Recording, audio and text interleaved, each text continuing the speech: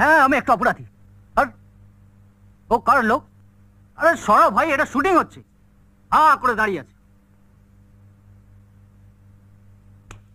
হ্যাঁ আমি একটা অপরাধী।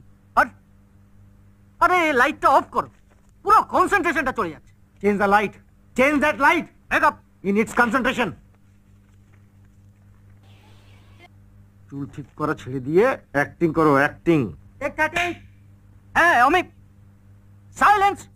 এই বুমটা আমার মুখের ভেতর ঢোকাবে নাকি? এটা শুটিং হচ্ছে না সার্কাস হচ্ছে।